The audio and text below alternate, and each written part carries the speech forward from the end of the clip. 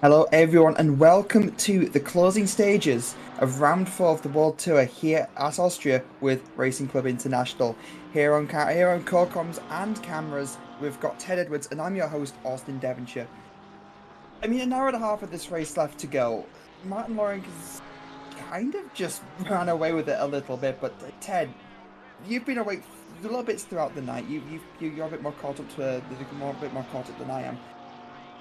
What have we missed?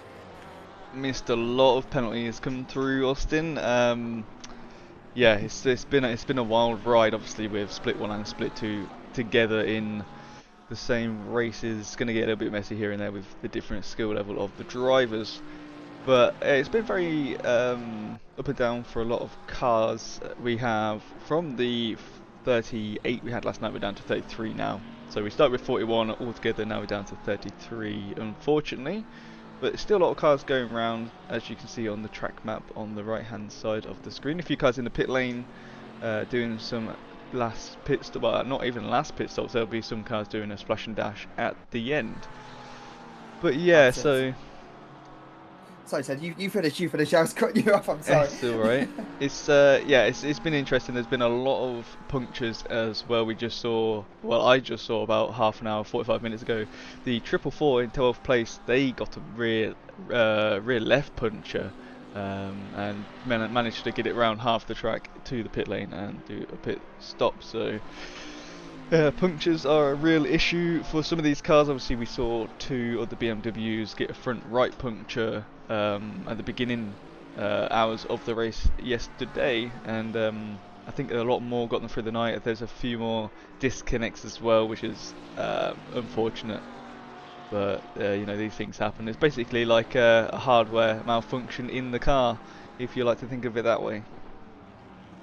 That's just it. It's like it's like these mechanical failures. They're not strictly limited to real life racing. I've definitely had a few myself.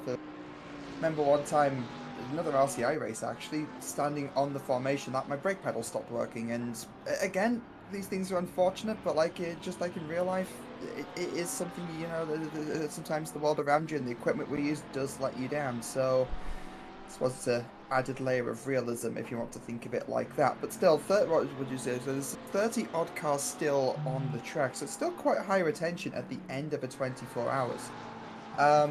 But yes, it's the closing stints. The likelihood is that your scheduled plan in terms of driver swaps and stints doesn't quite work out, and as you say, Ted, a splash and dash might be needed at the end. Reichel in the 34.720 coming in front of the stop as we speak. And again, this is what we talk about being out of sync. Typically, you'd like to stop every hour or so, keep a consistent schedule, so it makes things easier to sort of plan. You've got kind of some you got the ability to plan and change stints. You can overcut, you can undercut. So if you keep to a rough guide of every hour or so, you've got options at the towards the end of the race. But if you're stopping like on the hour and a half, then you start limiting those options towards race end. Yeah, it's one of those things where you don't really think of when you start the race itself to do, you know, tyres and stuff, because you expect the rain to come. We did get some more rain through the night, but again, um, it was only like, I think, about half an hour shower, so it wasn't really much. And I think a lot of drivers just stayed on dry tyres. So that was a car retiring from the race. So we're down. I think it was retiring. Oh no, it's not. For some reason it switched me onto a different car. There we are. Andrew Shaw is in that car now. That was very weird, but we do have P2 coming into the pit lane as well. But yeah, so everyone's using the dry tyres. I don't think anyone switched over to wets because it was only a damp track. So you know, people wanted the wet weather. Unfortunately, we couldn't give it to them for this 24 hours. Always a thing with us and the rain. We either give you too much rain or give you no rain at all. But I think a lot of drivers would like that rain to help with the tyres, because wet tyres don't come under the limited tyre sets. You get unlimited wets, so very unfortunate. But it's yeah, it's not been a bad race so far. We I think the stewards are caught up or catching up on the overnight penalties. They have started about half an hour ago with live stewarding again, and it will close. I think it will close soon, or it has closed. It will close at 3 o'clock, so 2 hours from now, 3 o'clock BST. So it will close after the race. Obviously, we've got an hour and 22 minutes left. We are here through the for the rest of the race, and we'll do some interviews if drivers want to pop in. But yeah, how are you, Austin? How you been? Have you been watching this, or you been doing your relaxing while you've been away? A little bit of both, a little bit of both. I've been following as best as I can. I know I was talking to you a little bit last night, with a few questions. It's not often I get to do the World Tour broadcasts, so I think this is actually my first one. But at the same time, this has been something I've been quite invested in, actually. It's kind of rekindled a bit more of my passion for sim racing and ACC in general. So I've been kind of relaxing as soon as we ended the broadcast yesterday. I admit I loaded up a server, I hopped in, tried getting back up to speed a bit myself. Still better suited for the box than I am in the car. So yeah, other than that, it's just been kind of relaxed, keeping up as best we can, and very looking forward to just bringing the end of the race. But we're talking a little bit at the end of the last broadcast in that fights start to become isolated towards as the race kind of progresses, and we're well and truly at the point now where there are isolated battles. Like looking on the Delta, you've got the fight for 16th and 17th with about 15th to 17th, even with Weiser just 3.2 seconds behind Tom Watts, and Reese only 8-9 seconds from. So then obviously you've got the fight we're looking at the moment, Angela Scotti in the 686 Hellfish car, looking only being 1.6 seconds behind the 727 Ferrari. So even at this point in the race, there are still fights going on track for position. But at this point in time, everyone's tired and everyone's just kind of biding their time for the last hour and 20 minutes of the race. But that means for us, it's going to be kind of more of a chill stream, Ted.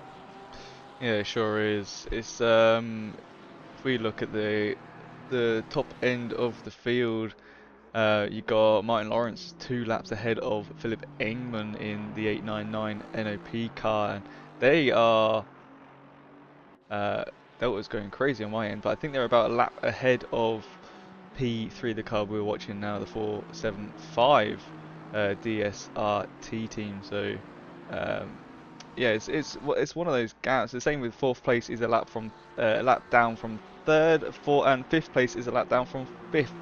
So it's very jumbled at the top end of the field. I think people just having problems. I know a lot of cars in the night have been coming down pit lane, as you see it on the left hand side there, and where that red, white and black striping, more the paint would you say, is there's a white line that you have to follow to come into pit lane. If you drop half a wheel over that, it is a track cut warning. And a lot of drivers have been getting their their fourth one on there and then getting a drive through. And of course, get a drive through, you come into pit lane. If you don't turn the drive-through penalty off, because you can do that with those penalties, not the time penalties, but just the drive-through ones. If you don't turn it off in time and you come into pit lane, you can't turn it off. So you have to serve it, and then if you ain't got enough fuel to come back around, you have to get towed to the garage. So you lose a lot of time from not turning it off. And a few cars last night did it, and I think we lost one or two of the cars due to that as well, because they just lost. I think one car went from 4th place down to 14th in the end. Yeah, it's kind of insane, actually. That's it's such a small mistake to make, as you say. You dip half a tire off, and just that's the effect that it can have. And obviously, we know the track limits around here. You see how the extensions in the tracks, even just watching the 475 here, especially the final 2 corners. In the first corner, the extensions of the track are they do make it very easy to sort of just run a little bit too wide and get a little bit happy with the with taking. We're taking those kinds of advantages. Speaking of disadvantages, I saw that. That's the 22nd overall penalty that we've just been watching. They were the pole sitter as well. They did qualify pole and holding fastest lap of the race so far, and they've just made a stop. I believe they've actually changed driver as well just now. So another 20-second hit. That's pretty big. Yeah, they are going faster than anyone at the minute. They're into the 27s just compared to the other. No, they're not. They're in the low 29s. Sorry, I was reading the fastest laps. They do have the fastest lap. They're in the 27s, which no one else has touched a 27 for the fastest lap at this moment in time. Obviously, my tool picks up from when I joined the server again, unfortunately, so we don't have the data from before. But yeah, getting a 20-second penalty. That was for lap 869. Nice. Turn 7 involving the 86 and a 475. 20 seconds for the 475. Takeout on the 86. No position return. So the harshest penalty you can get. If they return that position, it would have been a 10-second penalty. But I don't think 20 seconds is going to hurt them that much, Austin, unless the 900 in 6th place, which is actually it's 3 laps down from P3, so they're quite far away. So if they could do 3 laps in 20 seconds, that's impressive.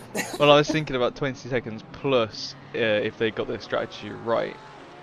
So, because it all comes down to strategies now. This is, I think, a few hours ago is when teams would have been thinking about, right, okay, how do we want to do this? Do we want to pit early to try and get on to where we don't have to pit for a splash? Shall we how many tyre sets do we have left? Shall we try and split an hour and a half stint into 245s? Because you can do that.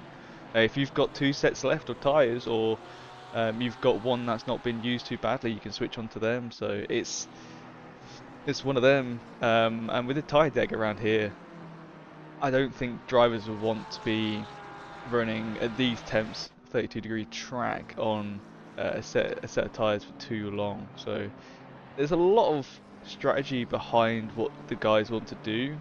As the 444 gets a drive through for track limits, very unfortunate there, but yeah, it's a tricky stage in the race. We have no idea what the guys are doing. They probably don't even know what they're doing right now, but we just have to wait and see. That's just it. And again, like, it's just funny. We're talking about those track limits, and that 444 picking up that penalty as well. So, yeah, I mean, as you say, Ted, it really does just come down to strategy in these closing stages. So we've got the 676, was it the 767, and the 999 just ahead of it. Actually, no, is that the 999? Am I seeing things? But even still, even if it was Luke, is still 16 laps down. So 727 that is in front. So that's the yeah, car in I thought as P20. much. I thought as much, is why I was a bit confused. I know the yellow car was a bit further up, because we saw them fighting with the Hellfish car just as we started the second broadcast. So that's another penalty coming through for car number 99, as you just saw on the bottom side of your screen. So yeah, I mean, yeah, the stewards definitely still having some work to do. Yeah, that's another penalty. That's another 20 seconds for takeout position not return. That was lap 883, turn 1, involving the 969 and the 99, the car that we were watching here. The 99 getting the 22nd. So it's difficult to, when you're in the moment, and you're driving and you come up across someone who's either in ahead of you in the race, or is a backmarker to you. It's difficult to try and get around them if you're the faster car on pace. And obviously you don't want to hurt anyone's car or ruin anyone's race. But these things happen, and in the moment you just either just carry on with your race, or you do pull over it. But when you look at it afterwards, then that's when you're like, oh well, I should have done this instead of doing this. And in the moment, it's very difficult to know what you do. And I think that's what separates the pro drivers from the AM or the low silver drivers with their race craft. If the pros make a mistake, they know they've made a mistake, and they'll try and fix it by letting the other car back through. So that would be a position returned and a lesser penalty for the pro driver or whatnot. But some of the lower guys might not know about that, or haven't read our stewarding rules. So it's one of those. It's a very different skill gaps up and down the field, but it's still great racing from all the cars here. There's not been anyone really complaining about penalties, which is always something that we like to not hear over here at RCI, because our stewards, they don't get paid, they do it all in their spare time, and we appreciate all the time they give here, especially for the 24 hours. We don't have that many stewards. We do have positions that could be filled if you fancy doing some stewarding for ACC. Head on over to our Discord, should be in the link in the description, and there is a channel where you can find the instructions to see to go to and fill out a form. I think it is, and also broadcasts, and I think commentators are on there as well. We like to try and cover as much as we can. Obviously, we try to cover as much as we can for this 24, but unfortunately, we're a bit low on the broadcasters at this moment in time. So we try and bring you as much as we can. We know you like to see the 24-hour race. We know you like to see the endurance races, and see you like to root for your favourite cars or even your own team. So head over to our Discord in the description below. You can also find out all the championships there as well, and on our website at racerci.com. Yeah, couldn't said it better myself. I actually was going to lead to the commentating and broadcasting thing, and that's obviously we've done 2 streams for this particular 24-hour race, and as Ted, as you just say, like getting more hands on deck would be would be massively helpful, not just to us, but again, like it's fun. It's really fun. I do like bringing you this kind of action. It's a great team, and yeah, that's all I could say. Action Jackson, as we call them, Action Jackson. It's a term I've learnt from the Wednesday Championship. Coming into make their stop now from position 10, 5 laps down from Shipston actually. So last time we actually looked, I believe they were within a couple of seconds of each other, but I wonder if something's happened to that 2R2 GTR. Just reading the chat, and Redford saying, talk about the commentator's curse. I spoke to you guys, and then 3 hours of torture ensued. 9 minutes lost from disconnects before the first 5 hours were up. That is unfortunate to hear, Mike. It's a shame that happened. I know a few people have been having problems. I don't know if it's just ACC. I don't think it's our server. We have looked in the back, but it's I'm sorry. I'm very sorry to hear that about your race today. And Nico Kumpu says, yeah, more rain would have been welcome. We were on about the rain, just as we were doing the intro to the stream. And yeah, we did try and give it so we had mixed conditions, but a set of course of competizione weather is very hard to get what you want. It's you just got to put a few digits in, and that's what you get. You don't get any grass. You don't get anything that will show or tell you what you can or can't have. So it's a very difficult one when you're hosting a server compared to the single player stuff you can do. So I can tell you now, the next endurance race one-off that we'll do will definitely have rain in it, and I'll make sure of that one. That's kind of just it. I mean, they are again. I know you've just read the chat out. Apologies to Redford for the curse. Driving question. This just goes to this just goes to show that when we're talking about the 24 hours, any it sure has.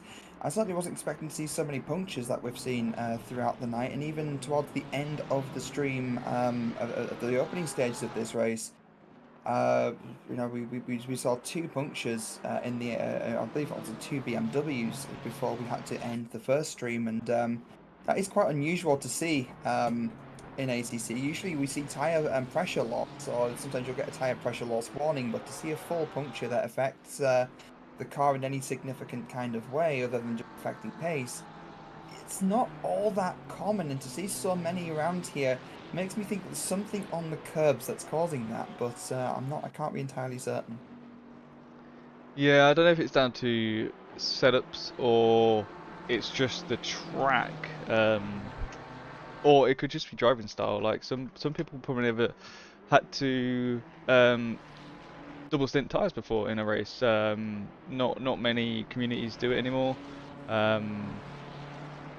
Just because obviously it's easier for people not to have to worry about double stinting the tires. So it's a difficult one. Doing it at Paul Ricard for this World Tour in the Lexus was a bit tricky. And we were very close to getting a puncture, I do believe. So it was a tight one, but this track just seems like it's got more degradation on the tyres, even though it doesn't seem like a track that you would think it would do. You know, you got turn 1 and turn 3 here that are 2 right-handers, very tight ones, and you got the turn 4 at the bottom here that also is a slow corner. So you wouldn't think it would degrade the tyres that much, but front rights on the BMWs is a bit weird when you put in most of your load on the left side. The only part that you do put load on the right side is through the 2 left-handers as we come down here now following Norris's car, the 144 Flying Hellfish. this is where you put the load on, but both two BMWs, front and right punches. But I wonder if it's the curbs as well. I haven't really noticed or done any endurance racing on this track as of yet. But these curves do look a bit more rougher on the suspension, so maybe it's just yeah, hurting the car. And as we see, the 508 coming down to serve their drive-through penalty coming into the pit lane now. I'd Yeah, be impressed if it is the serrations on the curb, because I do remember a few years ago, again, another Formula One to do these a lot here, especially when I'm in the box, even though I don't really follow Formula One closely. But I do remember there was one Austrian race where Valtteri Bottas in the Mercedes was told to stay off of the curbs because it was damaging tyres and contributing towards tyre wear. So I do wonder if there is something with the serrations on this curb. Maybe they're sharper here than on other tracks, or maybe it's the little bit of blue runoff area just outside of the curbs. I know some of those have serrations as well, especially coming into the corners. You know, watching Tom Shipster 707 now. But in the coming corners here on the middle infield section, on the outside, there are like serrations on this blue runoff, and you'll see them in just a moment. There we are, just signified by those white markers. And I do wonder if that's where a lot of the damage is being done. Also, turn 1 has that sausage curb on the inside as well. If you're brushing that repeatedly at quite a high speed, actually, you're carrying more speed through turn 1 than you might initially think. Then maybe that's also another contributing factor. One reason or another, this seems to be a high stress sort of situation, or high stress track for some of these tires, and it is causing issues. And it might even, I mean, let's be real. I know Lawrence he's 2 laps ahead at the moment in first place, but in the closing stages, getting a puncture that could actually help shrink that gap down potentially towards Engman. And Engman's been hanging start of the race too. yeah. If you get a puncture coming out of turn 1 or turn 3, you've still got the rest of the track to go. And we see many drivers in the BMWs, and I was watching the 444 when they got their rear left. They span. All cars have been spinning with the punctures. Some cars have not been too bad. They, been able to keep it going by going slower than they have been. Obviously, it makes the car more stable. But yeah, if you get a puncture and then you want to try and get to the pit lane as quick as you can to lose as little time as possible, you're going to struggle. And you could end up spinning. You can end up spinning and hitting a barrier. It's the last thing you want to do, and then that'll be more damage. So we just have to wait and see. Obviously, we don't want P1 or P2 or P3 or P4 or anyone to get any punctures at this moment. This time in the race with an hour and 3 minutes left. So just have to wait and see. 104 is in pit lane. They're coming down to put probably their last set of tyres on, or to double stint these ones. Fuel will get them to the end of the race. So yeah, what's that? P3's got a drive-through.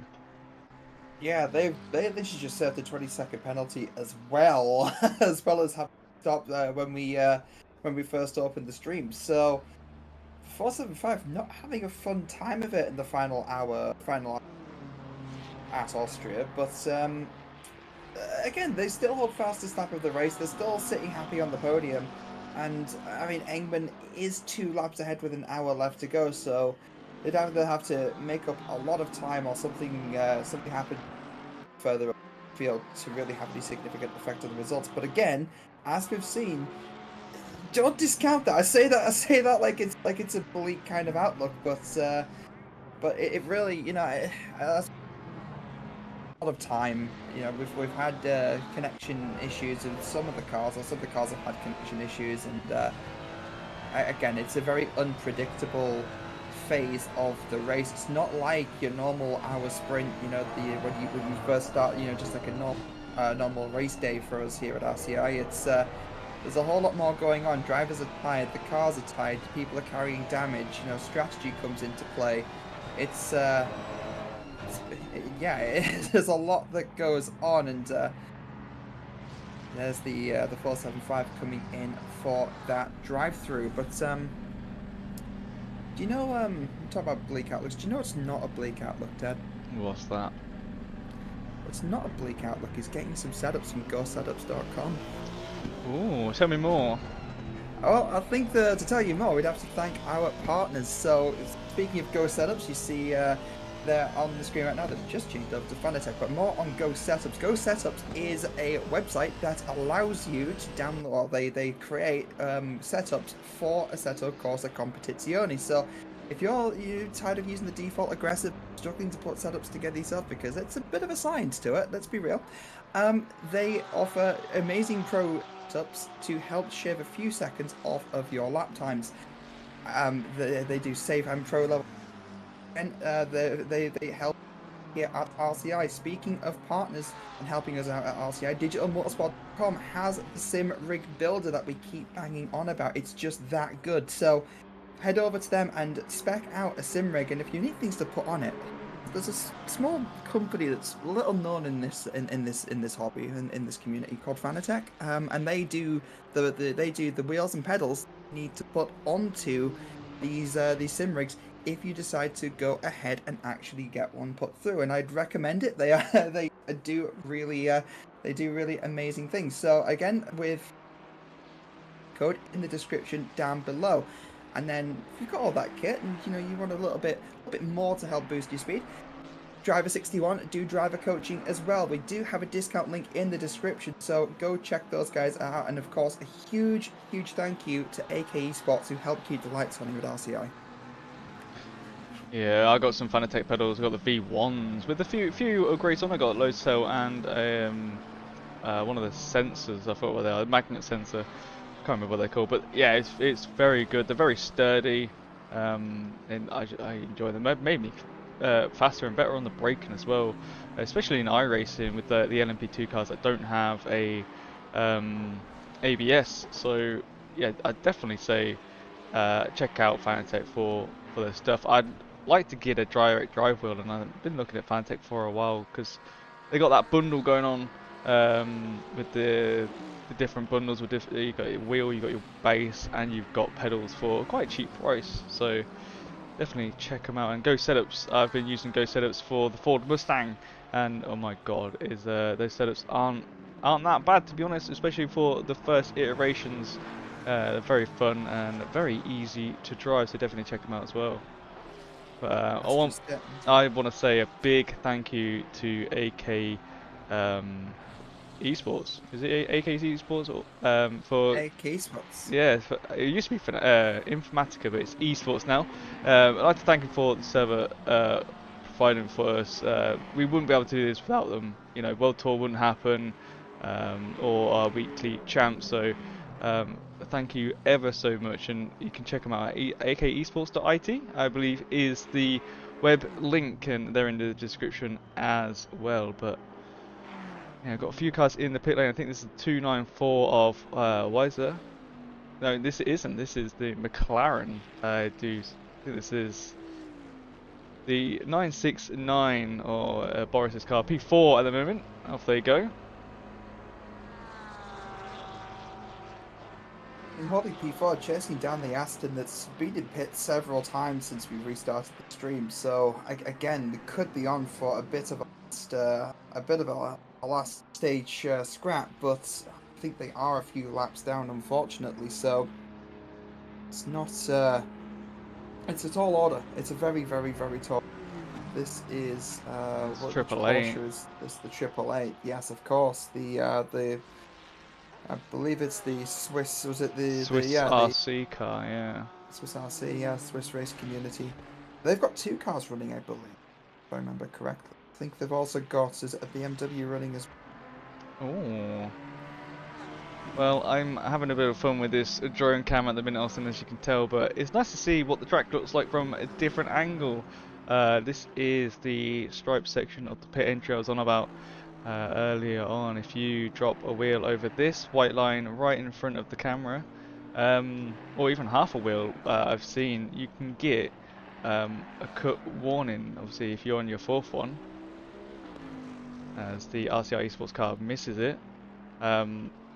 Then yeah, if you're on your third one already, that's going to be a drive-through for you. So it's something that I don't think many people knew coming into this race, but a lot of people found out.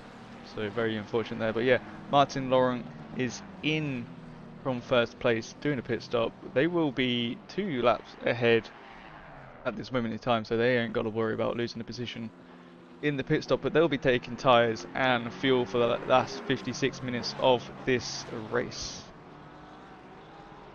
You can also see just how easy it is to overstep the track limits as well on the second to last corner on the exit. So you said you likened it to Paul Ricard in places. It is a bit like that, and I swear, Ted, from the moment RCI acquired the AGI drones, you've not left them alone, have you? I do like the drone cam, a bit like a Ash Bibby, get a bit carried away, but yeah, second to last exit over there, it's very easy as you just said, and of course the last exit as well here, we've seen a few people go wide, a few people getting the track cuts, but it's very tight of the track limits of this track. It doesn't you think you can use most of this curb, but you can't use as much as you think, and that's why these drivers are taking a tighter line.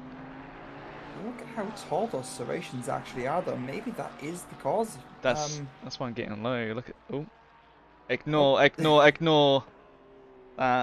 the underworld. NAP goes past, but yeah, look how they're quite thick curves. They really are, aren't they? And even on the painted stuff, where the bit you are supposed to kind of run onto, the serrations themselves seem like they are thinner than other tracks. Well, Joe nearly just. Well, I'm sorry for anyone watching this in VR. That would have been slightly terrifying. we don't have much budget for the drones left after Ash decided to put a few through some of the cars. So we have to be a little bit careful. I'll put it away now. So we'll go back to the track cams. But 54 minutes left of the race, and it's simmered down a little bit. So it's not too bad here, Austin. We're just chilling out, having a nice relaxing time. Hope you guys at home are having a relaxing time, unless you are obviously about to get into the car or watching a teammate try and not ruin your race. So all I say is just relax, enjoy your time here, and if you've got any questions, please fire them at us. We like to answer questions from you guys at home. It's a thing we want you to do more. If you've got any questions on sim racing or anything really. That's just it. And again, this is kind of the podcast element. We don't have to talk about what's out on track because you guys can see. Les Stevenson in the Castle Racing car. I believe there's also Grim Lilith in that car as well. Notorious for using a controller. Nothing wrong with that. If anything, to show. Actually, okay, Ted, I got a question for you. Go on. As a hobby, how accessible do you think sim racing is, and how easy do you think it is to get into? To say that maybe you do have a controller, maybe wheel, maybe interested in racing, but you've seen the action, you kind of want to get involved. It's pretty easy. Obviously, Grim goes on the controller. Oh, far off in the background, that'd be a track warning, or maybe. But yeah, it's quite easy, especially nowadays with how cheap some of the products are. Obviously, not saying they're not good. You know, they're built to the highest of quality for the price range. So I still run a Logitech wheel, a Logitech G920, which is I think coming on 10 or 11 years old now. I got that for half price at a store in the UK called Curry's back in the day. So, you know, I got that for Euro Truck Sim, and now I'm using it for ACC, and obviously upgraded the pedals thanks to Stewie or Benjamin Hartman, as you guys might know. But it's very easy to go, try it on controller, or if you're looking at, say, iRacing, which is a little bit more pricey compared to ACC, or I think a Gran Turismo on, say, the PlayStation. These two games don't take a subscription compared to iRacing, but obviously they put a lot more time in, as the 969 gets a little bit loose on the rear coming out of T1, hitting that apex sausage, and luckily saves the car. Very well held indeed. But yeah, you can easily pick up a wheel from your local shop. If you're in America, I think Walmart sells them And I know in the UK, Argos, or again, Currys will sell a wheel online, and it's just really easy to pick up. You don't need anything. You don't need anything crazy when you first start off. It's just, you know, you want to get a base entry level system, and you can get in really easily. You know, they bolt to your desk. You just need a chair to sit in, and off you go. And yeah, there's all sorts of tutorials out there. Obviously. I know Driver 61, one of our partners here, they do one-on-one coaching and they do group coaching as well, and they help you with your racecraft and what you should and shouldn't do when following a car. Yeah, you can find them in the description below it as well. And I know a few of our staff members have used that and got better as well. So, you know, there's all sorts of info and stuff out there that can help you what you want to buy, what you should and shouldn't buy. But it's so easy nowadays to get into sim racing. And that's just it. I'm going to propose an idea for a championship. Where we just use nothing but Steam Decks.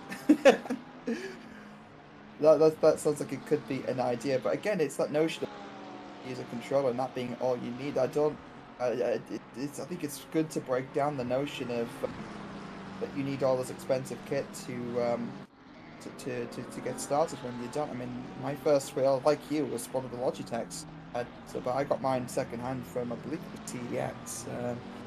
But you know, as time moved on, I kind of progressed on to, you know, one of the Fanatec wheelbases, and I got the CSL, the older CSL load cell, and that's where I am today with my own personal setup. So, you know, we do practice, we preach, we do, you know, I know here all, and it's all fun. Looking at the chat, Rob Franken asking what our favourite cheese is, and it depends on application, Rob. You gotta be more specific. Depends on the time of year. Oh, that too. Oh, that's interesting. Christmas cheese is basically you just buy a load of cheese for Christmas, because we sometimes do a roast dinner, but we go over to Katrina's parents, you see, and they do a roast dinner, so we just have the picky stuff for our Christmas dinner sort of thing.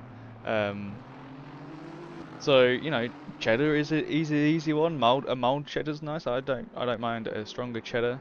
I know I like spicy cheese is quite nice, but like a bit of tang in there. I don't like mouldy cheese. I was gonna say if I wanted to eat mold, I'd go into my bathroom. Wow. That says more about me than anything else. Listen, it's student accommodation, okay? It's they are held to a standard. No, I agree. That's another spin we've just had off of the curb at T1. I believe it might be. When you see a car off a T1, it's usually the culp. No, actually, oh no, that's a collision. Oh wow, that's a Team Monkey Racing car against, is it 727? It's that yellow Ferrari that we've seen, but that was a big hit. No, I'll find it. There we go. Yeah, the 727. You're right. Yeah. Oh, and that again. Concentration just dips a little bit. I believe that's a new driver in the Monkey Racing car, and that might have again when you come in cold, it can happen.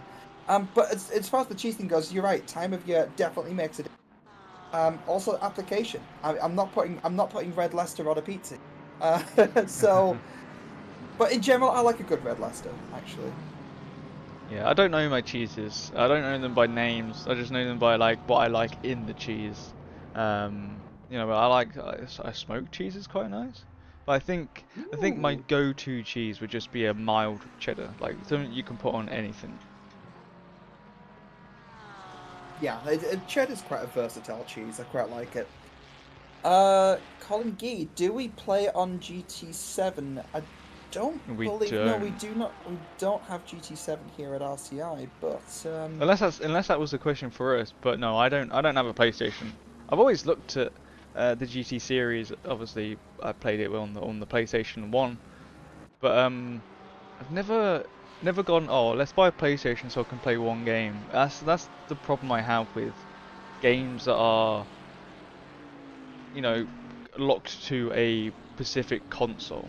You know, I'm a PC gamer. I used to play console back in the day, but that was more the Call of Duties on the Xbox. So, and obviously they're not locked. You know, you can play that on anything nowadays. But it's I've always looked at it. I've always watched loads of videos on, you know, people driving in it. It does look good, but yeah, I've not played any of the new ones. You mean Oh, in just the with photo mode. you mean Sorry. in the league? Yeah, no, we don't do GT7. We do Assetto Corsa Competiciones and iRacing, and I think Tim Ireland on a Monday, in between his championships, does the odd, or is it? It might be on a Tuesday. Does the is it the AMS2 or is it R Factor? Let's. You'd think this is the sort of thing that we'd be able to just easily recite, but we do so much here at RCI, and there's so much to get involved in. And as we do have the link in the description below, and not only for staff vacancies, if you fancy getting yourself involved in some of the championships we have here, that's your place to go. That's where you'd sign up. Let's go to the website where you can get the going and open signups right now.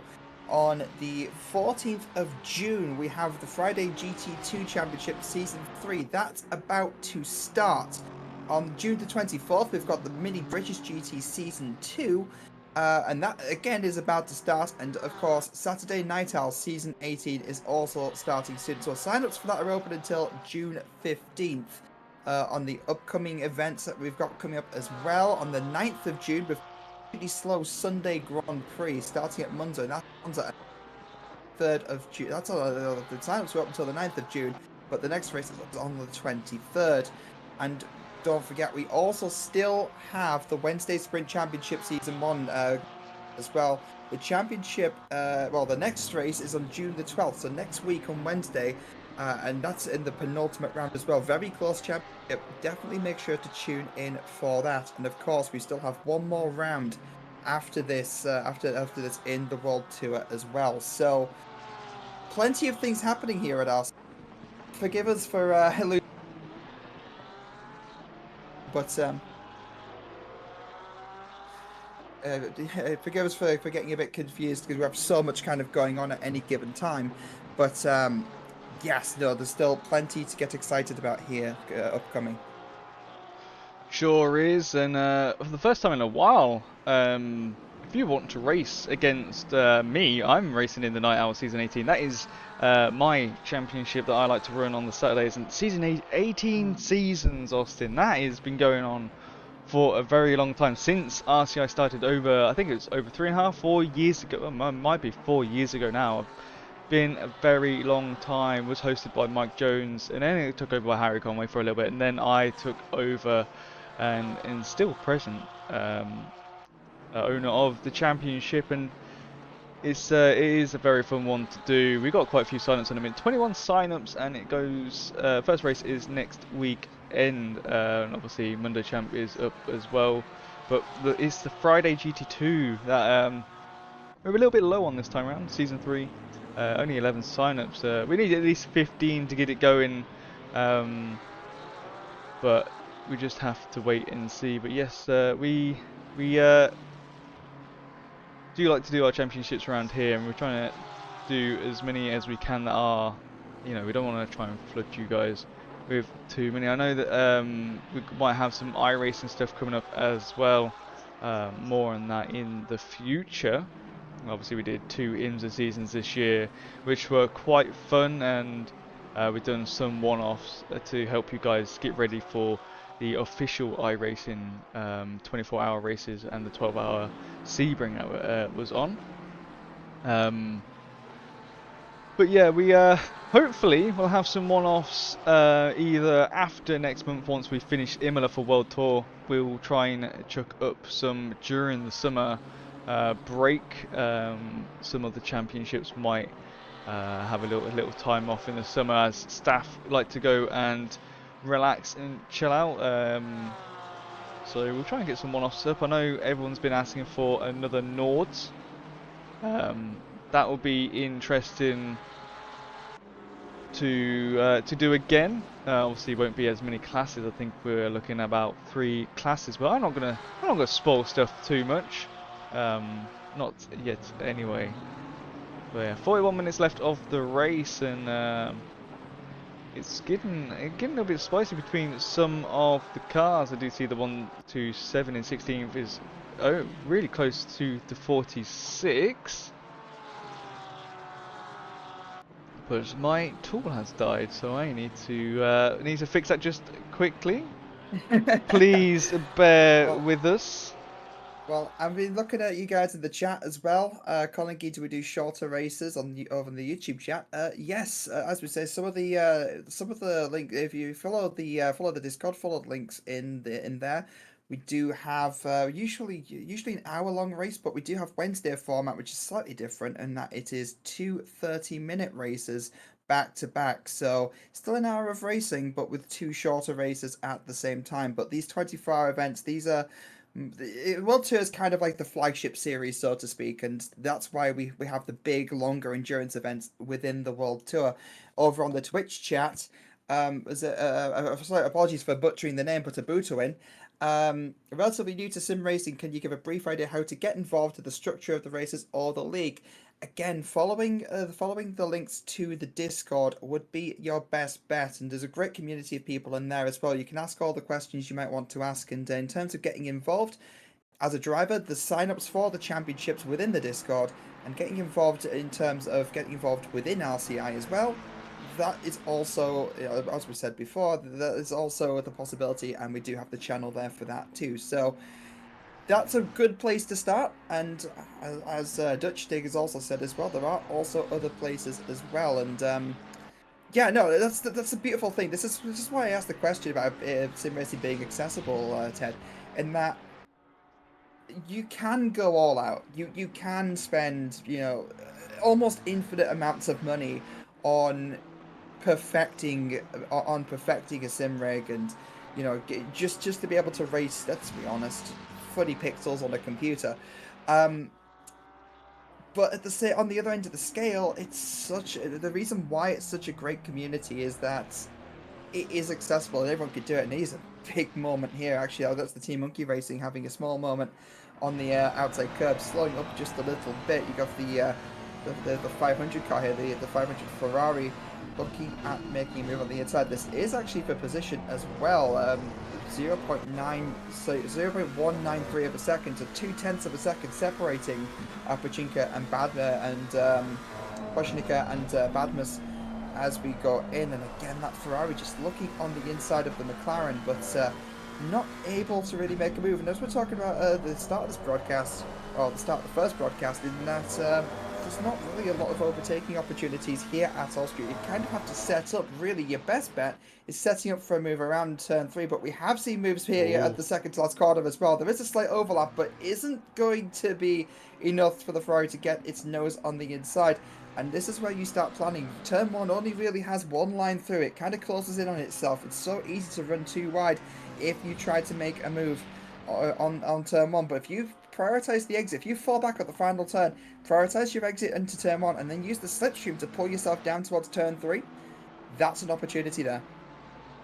Another hard track that's to overtake on is Valencia, because it's such a tight track. Like when you're just driving it for qualifying, or you're following someone, it's not too bad. But when you need to overtake someone, the only way you can try and get there is to try and force a move, or try and make them make an error. And it's the same with this track. It seems easy because you've got loads of straights, and it's like, oh, this is easy, just like dive them into a corner. But because the corners are so tight, the lines are different. Like as you see here, the Ferrari couldn't make a move because the McLaren had already moved over into their line. So it is very difficult to try and find a line to pick and to make, because obviously we've seen a lot of penalties, and I think that's a lot of people trying to dive it in on someone who they're trying to overtake, and of course then they've hit the rear end of that car and yeah, taken them out. And obviously that's when you get yourself a penalty, and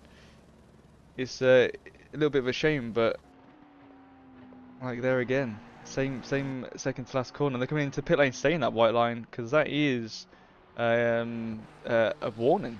I do believe. If you go over that white line and it is reported, That's the ever-watching eyes of the stewards, right? Just yes. little eagles sat on the on the pitch wall, just keeping an eye on everything. And I know you mentioned it earlier, but massive appreciation to what the stewards actually do here as well, whilst we're live stewarding, especially these larger events as well, because they meticulously go through every incident from multiple camera angles, watching it over and over again to come up with, to sort of finalize their decisions on what actually goes into these penalties. They don't just kind of loosely look at something, they really sort of look at every single angle and look at it as kind of objectively as they can. And it's a huge amount of work, and it's a great team that do it, so huge appreciation to those guys.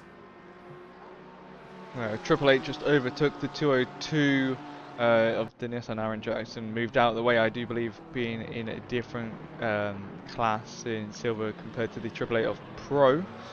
That was very sensible, especially with 35 minutes left of a 24-hour race. You do not want to be having to repair any damage from where you are. Jackson's done very well. P4 in silver, I think. They might be P1 or P2 in split 2 silver, because obviously both silvers are combined. At the moment in time, we can't split them, unfortunately. We did try and get the Pro-Am colour working, which is the black number board, but we couldn't get it working, unfortunately. So they have been told that they are 2 splits in 1, but they won't be for the points. The points will be still split. So they sort of need to know which car numbers they are fighting, to know which points they are fighting for. So it is a little bit confusing to see who is first and who is second. But I can have a quick little look while we'll have a look at something else. Oh, what's going on up here? Well, Michael Redford in the YouTube chat, another disconnect. It's certainly a server thing, since other drivers have said that they saw cars acting odd at the same time. From the broadcast we could see, there's been nothing erratic. Nothing erratic from what we've seen on our end, but it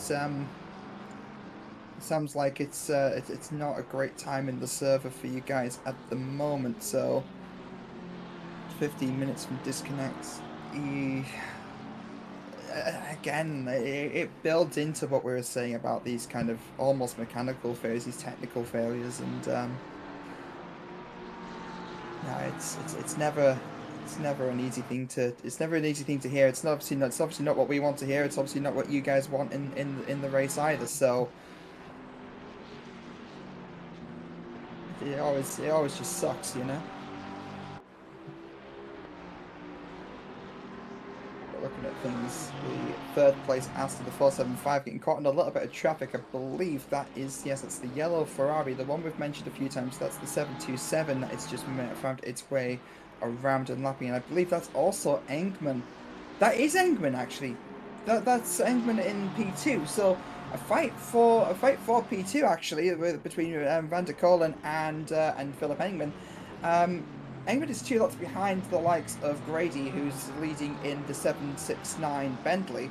But no, the Aston looking for a move on for P2 in terms of position. So I completely kind of slept on that a little bit. I was so used to the cars being so spaced out that despite all of the pit stops and despite all the stoppages, yes, they have that 20-second time penalty as well. But in the closing half an hour of this race, there is a fight for P2.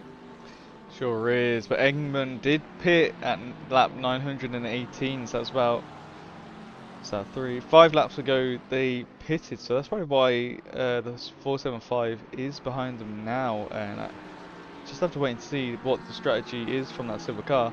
So I can tell you now, the 475 is leading split 1 silver, followed by the 30 and the 900. The 202 in silver is leading split 2 silver, so that's why they let the Triple Eight through and are just chilling out. They have 2 lap lead over the 444, which is second place in the silver for split 2. So Aaron Jackson for Kaiju racing. They are just trying to get the car across the line and take the win here at the Red Bull Ring 24 Hour.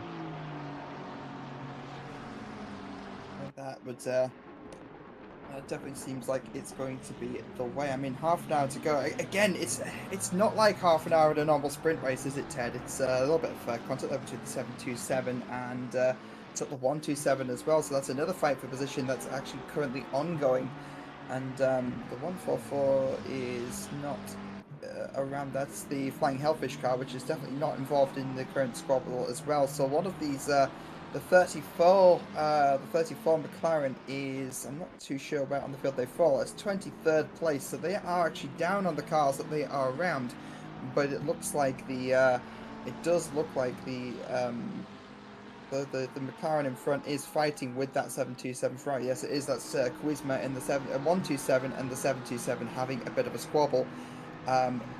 With the 34 kind of sandwiched in between them. So if you're the 34 right now, you've kind of got a choice. You see the blue flags being waved because of the Ferrari wanting to get on by.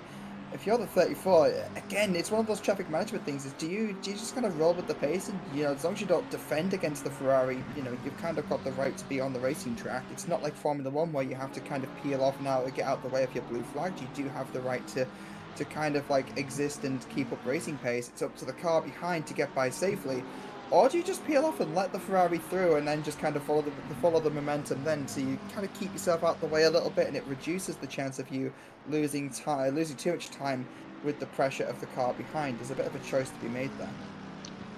Yeah, obviously, like you say, they don't have to peel off. They have, I think it's about a 0.3 or a 0.4 relative gap they can have between the car, them and the faster car behind, before they need to decide where they need to put themselves to let the other car through. Obviously using indicators to say where you are going, just so the car behind knows what to do.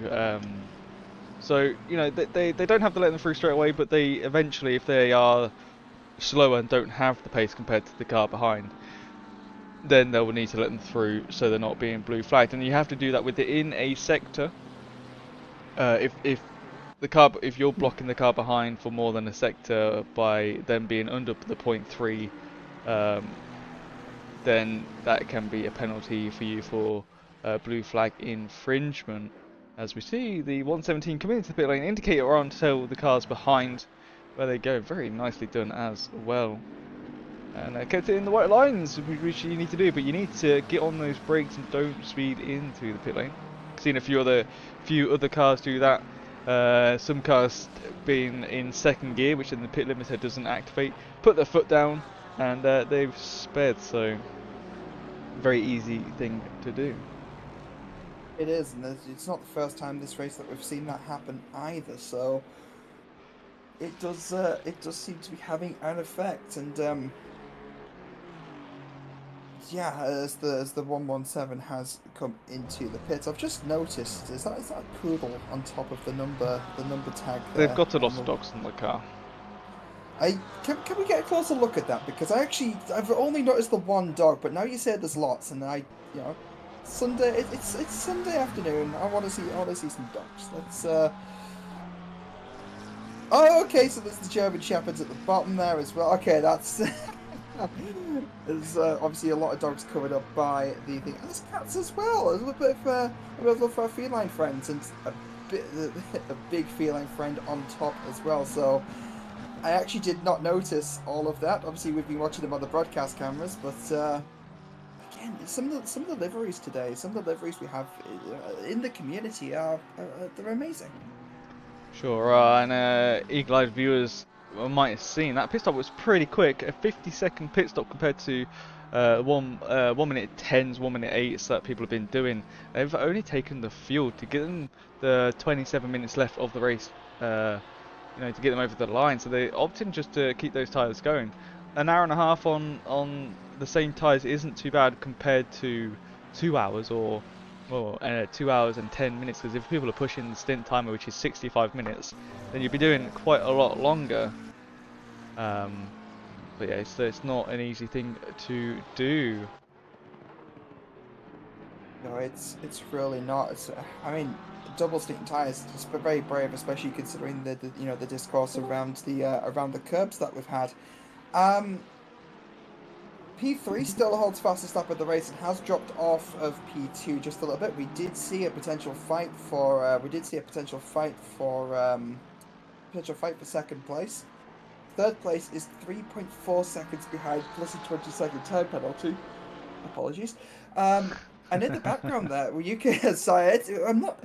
I'm so used to our races here at RCI being kind of in the evening. To be streaming on a Sunday afternoon is it's definitely a hit to the old body clock, but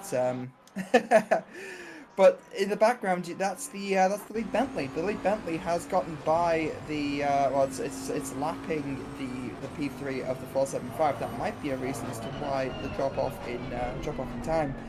But Martin Grady chasing it down to once again lap P2, so definitely pulling away and having a bit of a gap there. Yeah, it's crazy to think this car has done what they've done. Yes, they are our esports team, but got to give it to the NOP car, the 899. They are very, very quick. They got some esports drivers in there as well. So, 2 lap difference. I think they had problems earlier on. I'm not sure if they got a puncture, but the 769 have been, ploughing along, been doing everything right, and that's the thing when you get your race right is consistency. Is the main thing. Me and Stewie found that out in the 12-hour Sebring on iRacing. In the LMP2, we just kept it going. We tried to make as little mistakes as we could, and we won. We won overall over the GTPs as well, which are the faster class car. So, you're just trying to keep your car going, trying to not get drive-throughs, as one just comes through for the 17.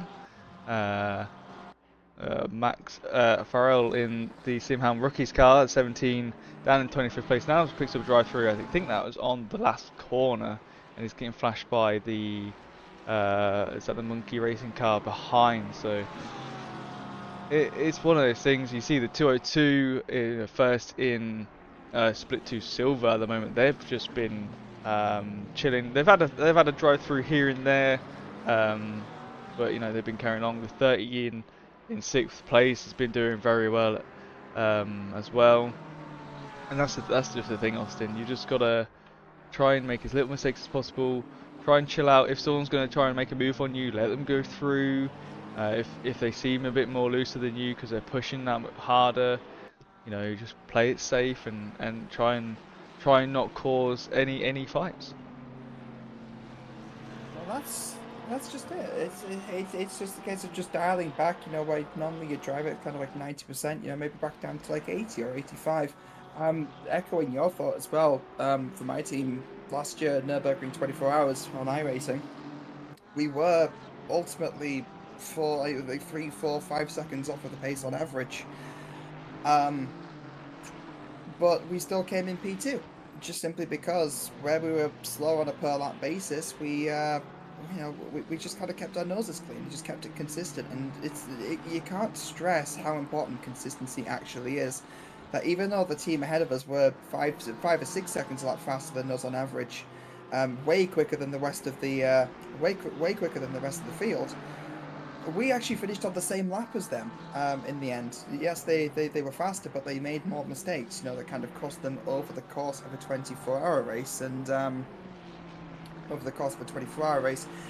And again, we finished on when we finished on the same lap, they actually had a mistake on the final lap that might actually have handed us the win overall. So pace really isn't everything. It's keeping your nose clean. It's being able to dial it back and kind of focus that aggression when it's needed.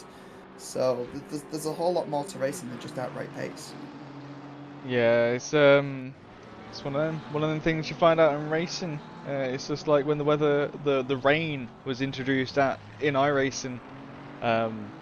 Everyone took the racing line because, well, say in ACC you take the racing line in the wet because there's no difference. The water across the track, across the width of the track is the same. Obviously there's puddles here and there. So Spa Francorchamps, there's puddles at the top of Radion, which you can hit on the pit exit as you rejoin the track. There's a massive puddle there, but in iRacing, puddles form differently.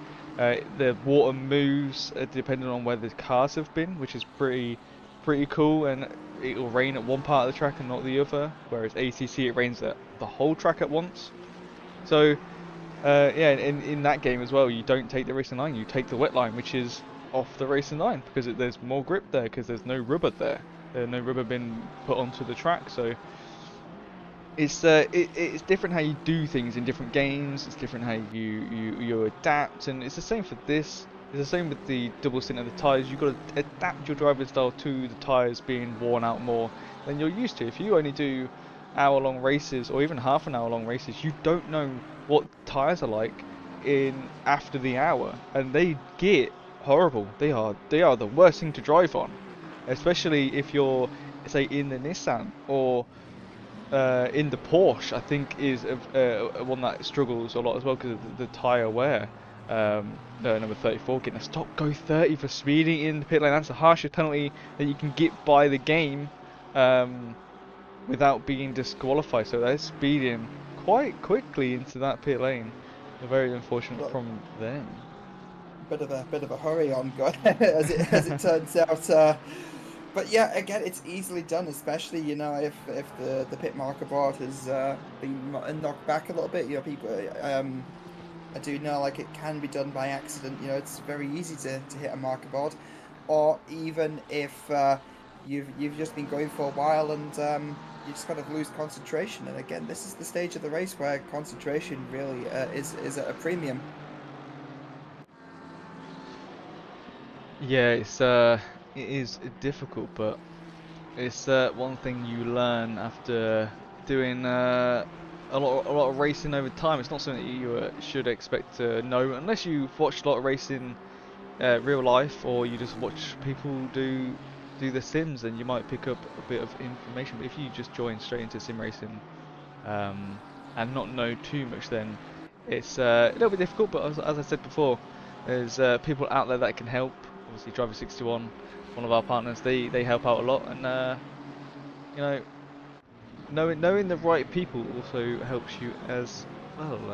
Joining our community. You can always ask in our Discord channels on what lap times people are doing in a certain series that you're signed up to. How you should make your own setup if you don't want to use a Go setup or any of that. How you should drive a car, what car is decent at a certain track. Ask those questions in our Discord. People will answer. People are very nice at RCI, so there's always information that people will share. So head over to our Discord and come and say hello. Exactly that. I couldn't have put that one better myself. Yeah, again, it's what I love about the community. I'm just getting back into driving myself, as we said earlier on the stream. This race has really kind of kick-started my love for the 99 car. Again, drive through for track limits, and they've got another 2 laps to serve that. And this one of the cars has just served stop go as well. That would be the one that was speeding in pit lane. I believe that's the 34 car. The third place car, the 475, in for yet another stop. They did stop.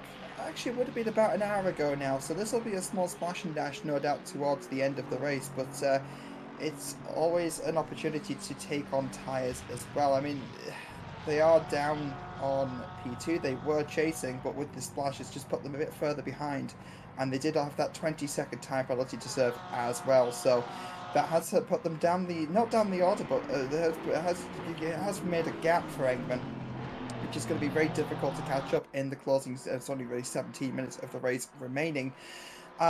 So solidifying that fastest lap is always also going to be another option. But they already do hold that fastest lap as is as well. Michael Redford in the chat, Mark quickest car on track at the moment. I can't confirm that, actually. I know Brady's pulling away at the speed of knots, and as we just said, the number 3 car, the third place 475 hold the fastest lap as we speak.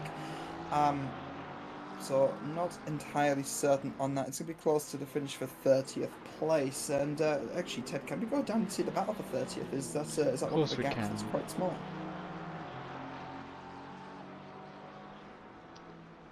I mean, with the drive-through for Mantner, that could be a thing. But obviously, Malcolm only 8.9 seconds behind as well, and that might have turned this into this could turn it into a bit of a three-way scrap. It sure can. It's going to be close. Where is the 99 at the moment? They're going through turn 1. So it's quite a big old gap towards these two cars at the moment in time. We just have to wait and see a car in the background. Getting a little bit wider, that's the 767. The P1 in the AM class. Luke Short is in the car for those guys. Doing very well, a very good job in the AM. Being AM is always scary when you put it up against split one drivers. You always hear about them. I remember hearing about split one drivers. They can't drive. They just want to plow through you and get the race done, because obviously they're a lot quicker. But they're not too bad once you get driving around them, and you are okay as long as you do everything right on your side. You are fine, but it is a daunting thing to just be swung in for a 24-hour race with faster drivers. They're doing a very good job indeed. We actually don't have any close fights at this moment in time. 14 and a half minutes left of the race to go, and no rain to end the race. Nope, just the cloud, and that's Max Farrell off for the Onid Simhound rookies. And what exactly happened here? It looks like it's turn 1. Yes, it is turn 1. Is this the curbing that we've seen so many times? That's a bit of a send, actually. Did a good job avoiding.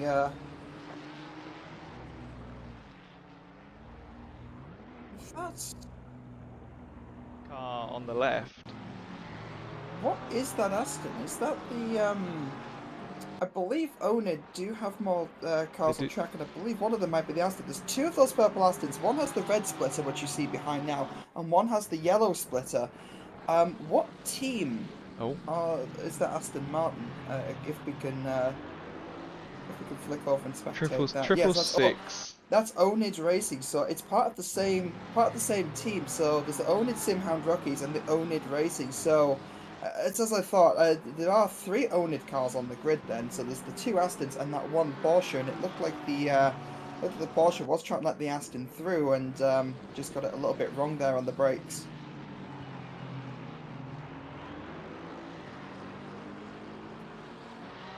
Just trying to see a replay, because obviously we saw one of the Astons where they missed them, luckily, into T1.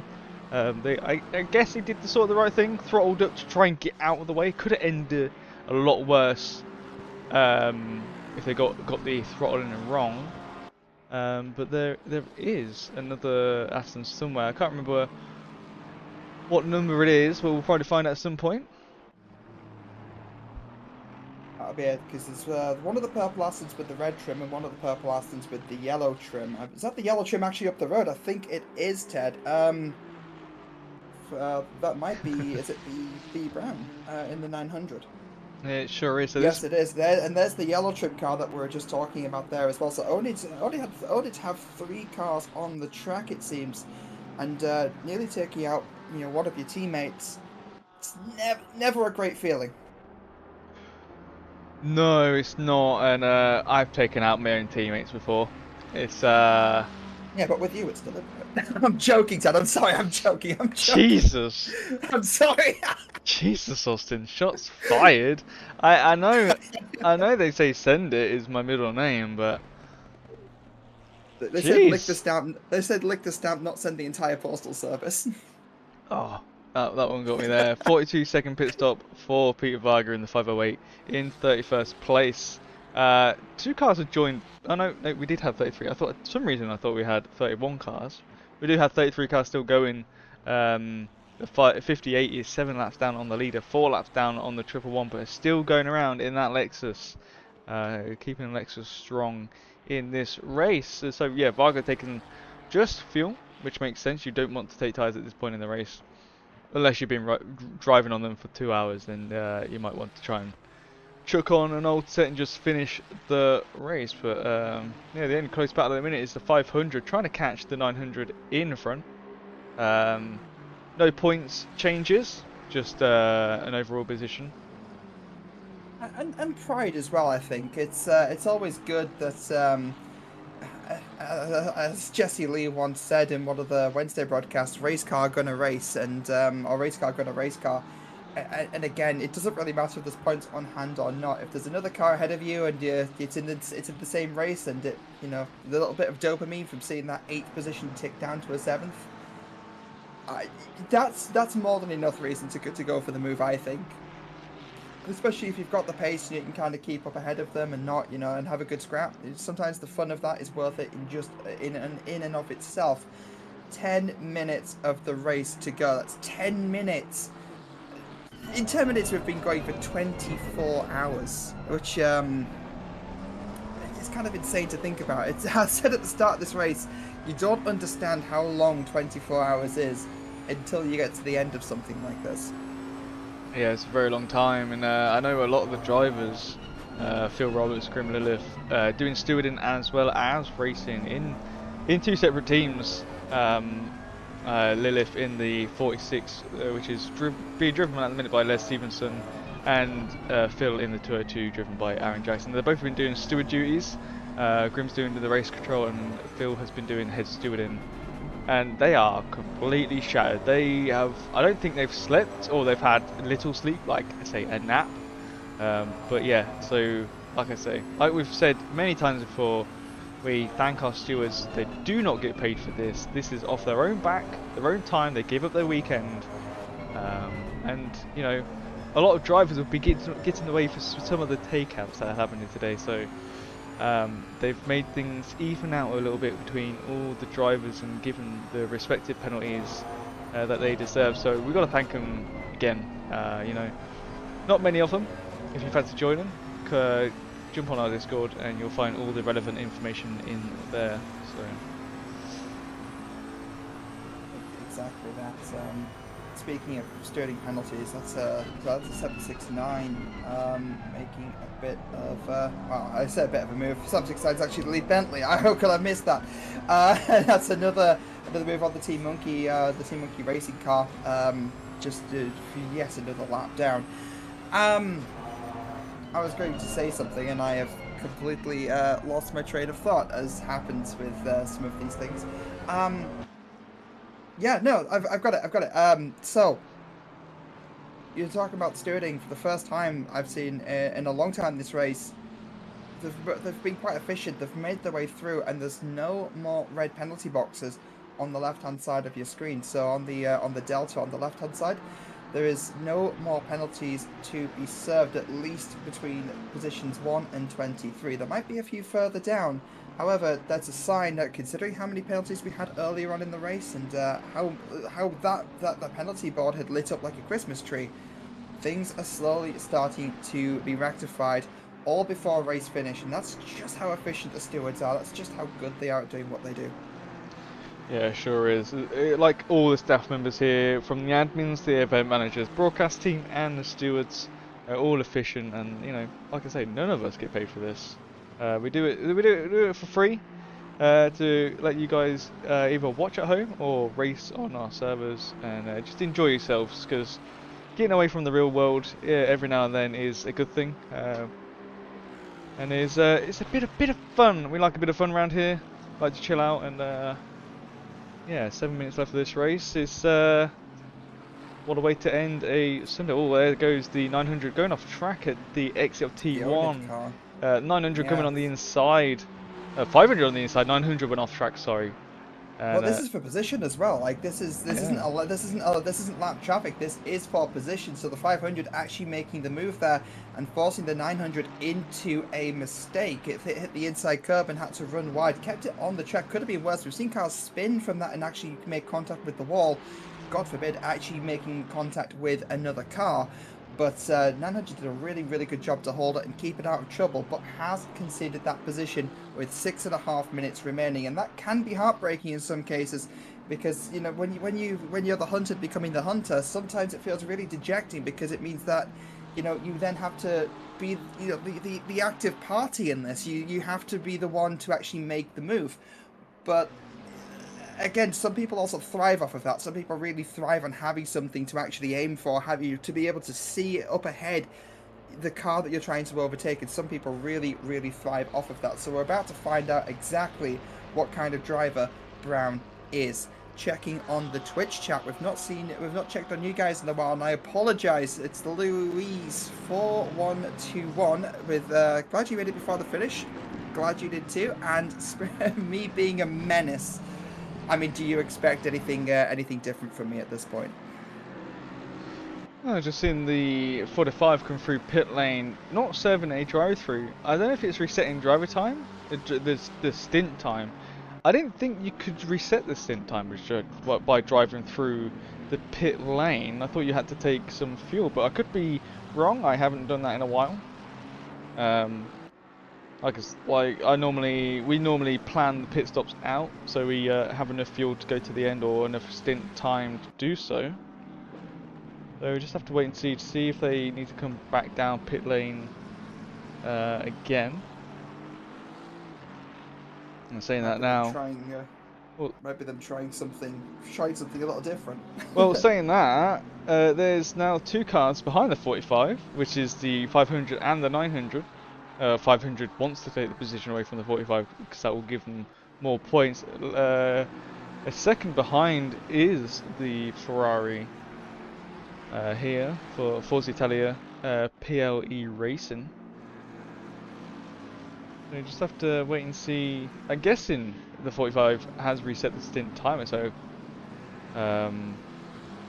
Cormac does say it resets at the entry line. Oh, thank you very much, Cormac. I haven't done that for a while. For I think a few years now, I haven't done anything like that. So yeah, just something you forget.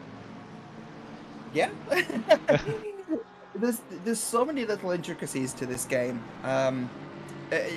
From all angles, be it, broadcasting is its own intricacy, commentating is an intricacy, driving is an intricacy. If you're focusing on setups, they can get so intricate if you really want to dive so headfirst into them. It really doesn't matter from what angle that you go into, but this overall background game knowledge, you expect, as commentators, realistically, in an ideal world, we'd have all of it on hand, and but eventually you wind up with a notebook that is 1,000,000 pages thick, and you're struggling to kind of flick through things as you're shouting funny words into a microphone over funny pixels racing each other, and it just gets quite difficult at the best of times. This is the number 30. Is that an overtake we've just seen? I'm not entirely certain, but what I am seeing is numerous cars all within a second of each other for position in the final minutes of this race.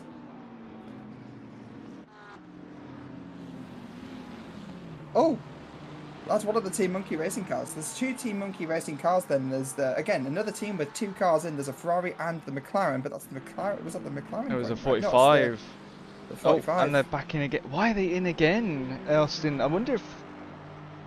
Because they've just...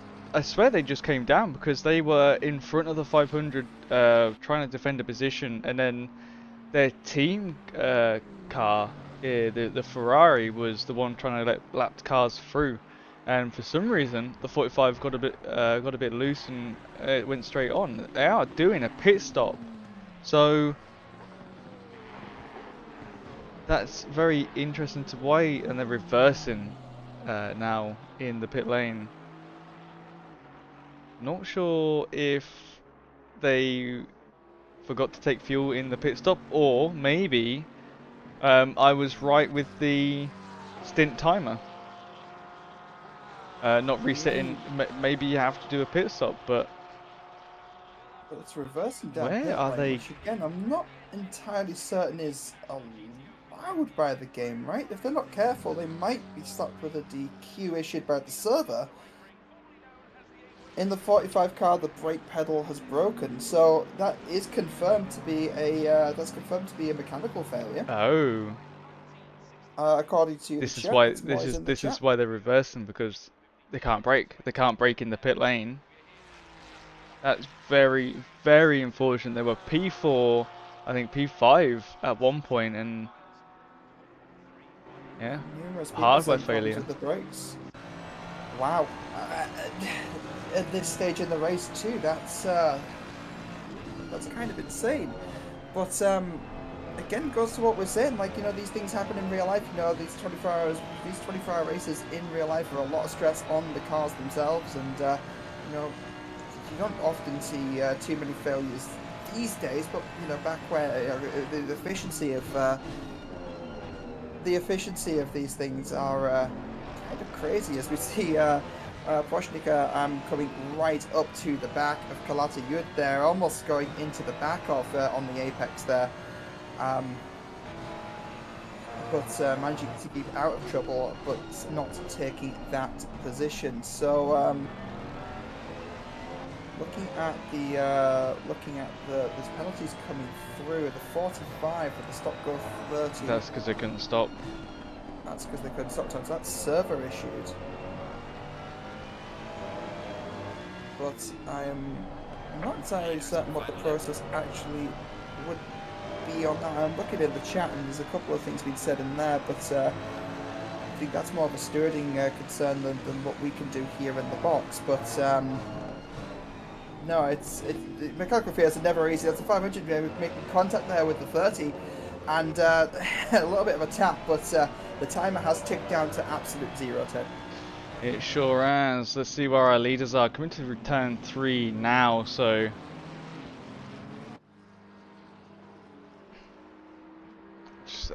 looks like they'll be taking the win for today's race. Can't say too much yet. It could have a punch. It could have a massive crash, and then the 899 could take it on. You never know. Could have a disconnect. You never know. Again, anything can happen, even at the closing stages.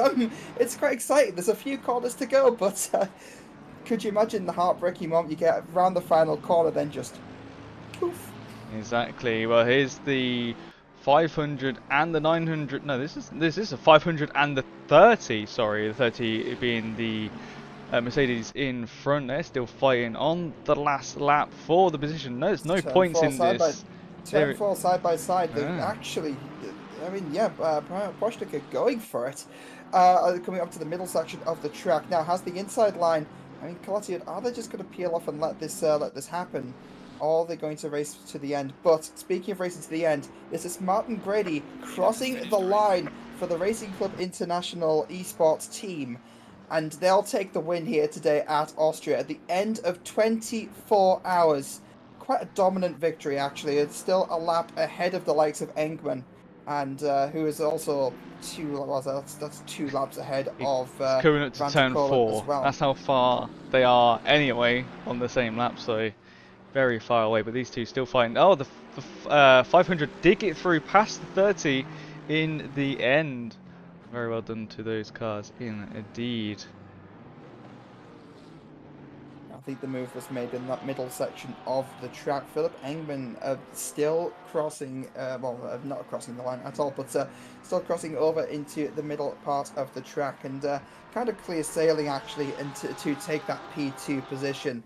And P3, I believe this will also be confirmed. There we go. There's the checkered flag as Van der Kolen crosses the line to take first place in silver class, and there's the victory wiggle, as we should probably call that. And there goes through Engman to take P2, the NAP car, the 899 Porsche. Very well done indeed, and can confirm the 202 took home P1 in the Split 2 silver class. So very well done from the Kaiju car there. And let's have a look at where everyone finished. Austin, there's P1, the 769, taking home the win by by a lap, and I think a lap and a bit maybe.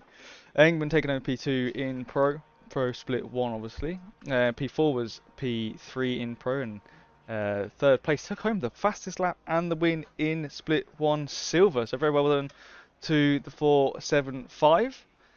The 30 took home 6th place P2 in Split 1 Silver. The 900 took home P3 in Split 1 Silver as well. Very well done to those cars. It goes to the 707 and the 888 in the Pro class. The 202 takes home the win in Split 2 Silver, followed by the 45 in Pro, and then the 444 for Split 2 Silver with 2nd place, and the 104 takes the next slot as well.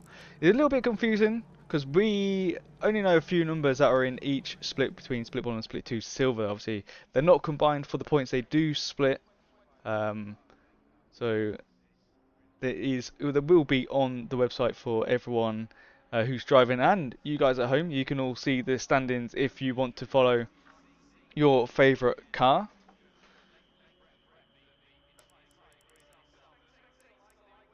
That's just it, and yeah, no, the website is the website is a bastion of knowledge for everything when it comes to this, and apologies for the kind of confusing that with the inclusion of both splits. Even for us here in the box, all we see is the class signifiers really, and it's a good indication of pace and whatnot, but it does make it very difficult to track split 1 and split 2 points. So definitely keep an eye on the website as well. The final results are also posted on there too. You see some of the retirements we've had and when they retired during this race. A few dropouts in the night, which is always unfortunate to see. But I mean, at the end of 24 hours, you say we have these failures. Anything can happen within races like this, and well, it's unfortunate still to see drivers not make it to the end. Yeah, the 767 takes home the win in the AM class. The 116 takes second, the 111 takes third, and the 58 takes fourth. They are the only four cars to finish in the AM class. There's the 391, the 145, and the 25. All quit. Not sure what reasons, but very unfortunate from the three cars that didn't finish in the AM class. But no, very good race from everyone today. Um, yeah,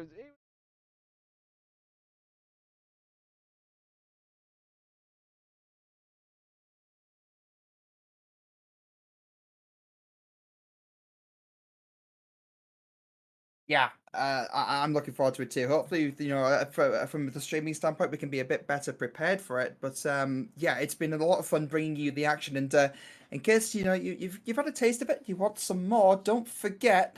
Speaking of the website, looking over to that, we've got the Friday GT2 Season 3 coming up. Next race is on June the 14th, starting at the Nürburgring GP circuit in GT2s, obviously, as the name suggests. The Mini British GT Season 2, the next race for that is June the 24th. Sign-ups open until the 24th.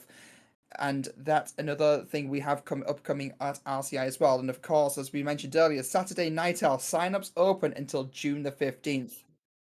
Now, upcoming sign-ups for the Wheatley Store Sunday Grand Prix, which is a little series as well we've got coming up. That happens, or the next race is set for June the 23rd, but sign-ups open until June the 9th, so definitely something to look out for. And as for things ongoing, Wednesday we have the Sprint Championship Season 1 that's in the penultimate round here on June the 12th on Wednesday at Donington Park. Very close championship presented by myself as well.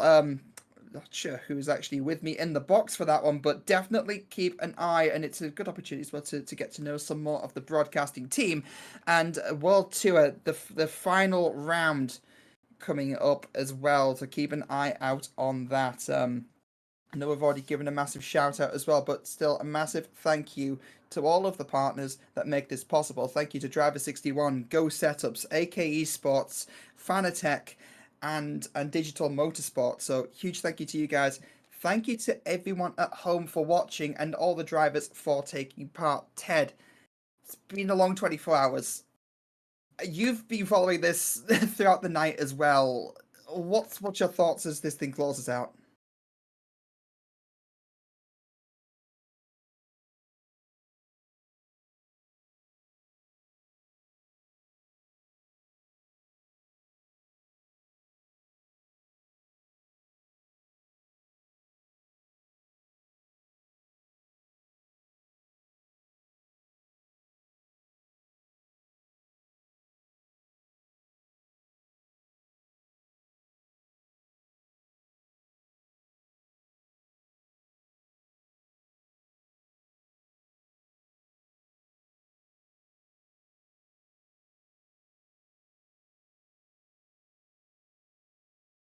Apparently, according to the chat, apparently you might be muted, Ted. So if you've had the giant silence there, that Ted was talking. Ted was talking, but apparently you guys weren't able to.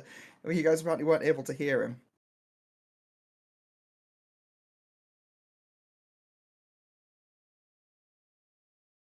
Yeah, whereas I think we've got it in our ears as well that apparently that apparently Ted might be muted in for you guys as well. So that might be fixed. No, no, apparently not. Ted is in the room with me, so oh, this outro was going so smooth. But no, we'll just give Ted just a moment so Ted can give final thoughts on his side. But I can't stress enough, just thank you to everyone at home, because I know obviously very disjointed stream. It's not the easiest of things to watch, so I appreciate I definitely appreciate you guys sticking with us for so long. I have been keeping track on Hi, I oh, we got fixed Ted it. back. I fixed it. Yay! Welcome back, Ted. I forgot to put microphone on this scene. Whoopsie daisy. Anyway, yeah, it's interesting, as I was saying. First time we've done 24 here. Didn't know how the tires would hold, but by looking at the cars, a lot of the different manufactured cars struggled with the tires and got a few punctures. So very interesting to see how this track works. Obviously, we've seen this in Formula One and stuff like that, and you don't think about tire degradation, but yeah, very interesting track to see. But we'll have to see what if we do another one of these endurance races here. Obviously, we got it for Night Owl round one, which is only an hour-long race. So we'll have to see how cars do with an hour. But yeah, very interesting race today. Very good to keep an eye on. Shame we didn't have the Mustang in, but because we're already over halfway through the season, we don't want to add it because people just change to the Mustang, which is pretty decent at this moment in time. So uh, it's unfair to other people. The only time we allow changes is if an Evo version of your car comes out. For instance, if the Aston Evo came out, you might be allowed to upgrade from the old one. But yeah, it's an amazing race today. Love the 24-hour races. Love the endurance series, and we're definitely going to have some more endurances coming along. One-offs will be a big one that I do want to focus on, but I need to talk to my EM team, event manager team, to see when we need to plot some in. But keep an eye out for that. RaceRCI.com, and in the description below is our Discord link, and yeah, we're gonna have a lot more races coming up. I couldn't have said that better myself. Anyway, so we're at where we're at. 24 hours has passed. And again, once again, a huge thank you to everyone that makes it happen. Huge thank you to everyone at home for watching. Thank you to all of the teams and drivers that took part today, and a huge thank you to our partners. So, with that, I've been Austin. Ted's been Ted. You guys have been awesome. Thank you and good night.